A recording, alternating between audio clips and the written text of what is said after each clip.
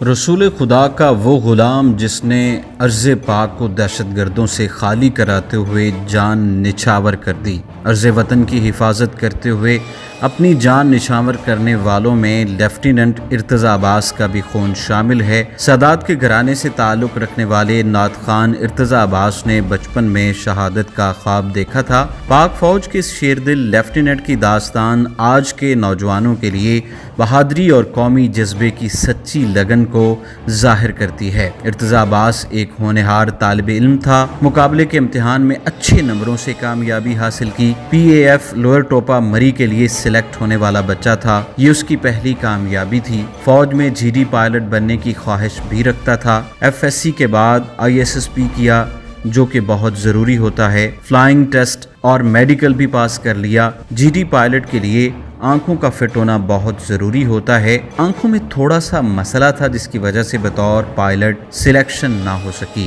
باپ نے بیٹے سے کہا، تم اتنے ہونہار ہو، انجینئرنگ میں چلے جاؤ، لیکن ارتضیٰ کی خواہش تھی کہ وہ پاک فوج میں ہی جانا چاہتا ہے۔ جذبوں کا دھنی تھا، کہتا تھا اگر میں یہاں بھی نہ ہوا تو پاک بحریہ میں شامل ہو جاؤں گا، بس کچھ بھی ہو جائے میں پاک آرمی میں ہی جاؤں گا۔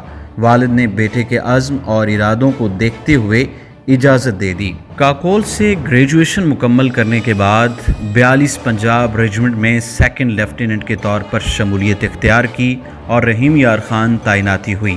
کچھ عرصہ ہی گزارا تھا کہ ایک دن فون پر گھر والوں سے بات ہو رہی تھی تو اس کا لب و لہجہ اداس ہو گیا۔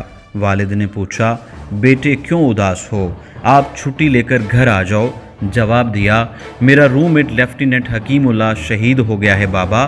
یہ سن کر والد نے دل تھام لیا۔ کچھ عرصے کے بعد ارتضیٰ عباس کی پوسٹنگ کرم ایجنسی میں ہو گئی۔ ان دنوں دہشت گردی کا وہاں بہت زیادہ زور تھا۔ دشمن ملک کو نقصان پہنچانے کے پے در پے وار کر رہے تھے۔ ان کا قلع کما کرنا نہایت ضروری تھا۔ دہشت گردوں نے وہاں کی پہاڑیوں پر مختلف جگہوں پر اپنے مورچے بنا رکھے تھے، چنانچہ وہ علاقے ان دہشت گردوں سے خالی کرانے انتہائی ضروری تھے۔ ان علاقوں کو کلیئر کرانے کا ٹارگٹ صرف 4 دنوں کا دیا گیا تھا۔ لیفٹیننٹ سید ارتضیٰ گردیزی شہید نے اپنی ٹیم کے ہمراہ رات کے اندھیرے میں سطح سمندر سے تقریباً 7000 فٹ پہاڑی پر اونچی جگہ پر اپنا اسلحہ پہنچایا اور مورچہ بنا لیا۔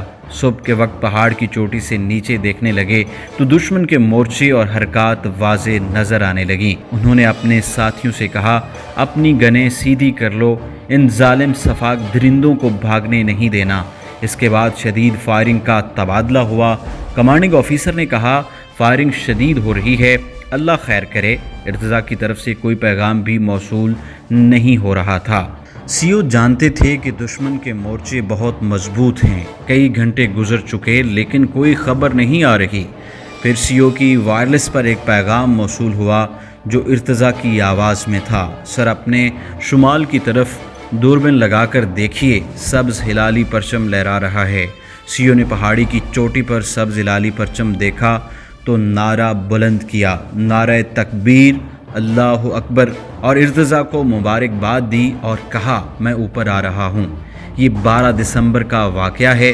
گھر فون کیا کہ ایک مشکل آپریشن پر جا رہا ہوں، دعا کی درخواست کی۔ پہاڑی پر ایک گاؤں کٹا سرائے کو دہشت گردوں نے یرغمال بنا رکھا تھا اور دہشت گرد پاک فوج کے فوجی کیمپوں پر بھی فائرنگ کرتے تھے۔ تب ان کو یہ مشن ملا کہ اس علاقے کو خالی کرایا جائے۔ یہ لوگ بچے بچیوں کو اسکول نہیں جانے دیتے تھے، لوگوں پر ظلم و ستم اور جبر کر رہے تھے اور کھلے عام دھمکی دیتے تھے کہ اگر کسی نے ہماری مخبری کی تو اسے ذبح کر دیا جائے گا، سر کاٹ دیا جائے گا۔ لیفٹیننٹ سید ارتضیٰ گردیزی شہید اور میجر علی اپنی ٹیم کے ساتھ وہاں پہنچے۔ دشمنوں کا نہ صرف مقابلہ کیا بلکہ ان کو وہاں سے نکالا اور گاؤں آزاد بھی کرایا۔ فجر کی نماز کے وقت قریبی پہاڑی سے فائر آنے لگا تو میجر علی نے کہا، اس پر صبح آ کر دیکھیں گے، ابھی اندھیرا ہے، دشمن دن کی روشنی میں صحیح معلوم ہو سکے گا، یہاں فی الحال خطرہ ہے، کوئی بھی گولی لگ سکتی ہے۔ صبح کا انتظار کیا اور تقریباً 9 بجے کے قریب دوبارہ وہاں گئے۔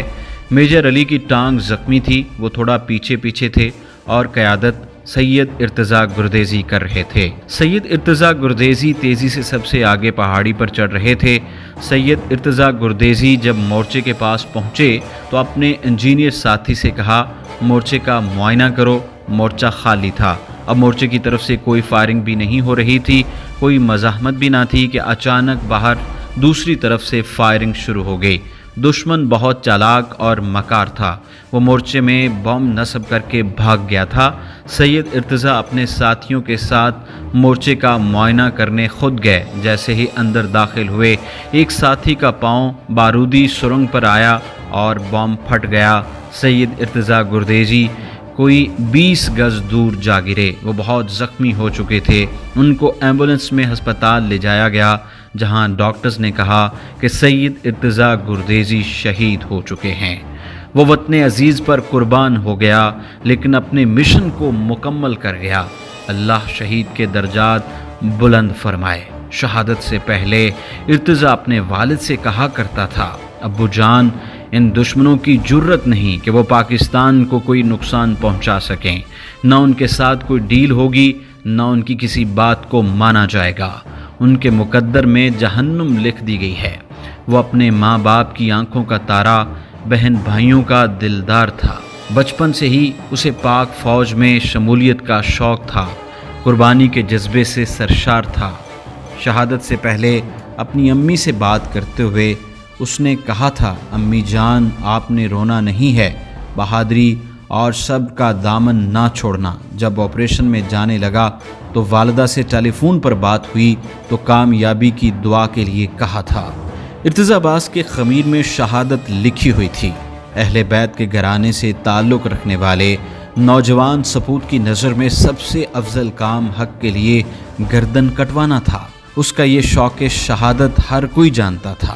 وہ اکثر فخریہ طور پر اس نعت شریف کے شعر پڑھا کرتا تھا کہ محمد صلی اللہ علیہ وآلہ وسلم کے غلاموں کا کفن میلا نہیں ہوتا۔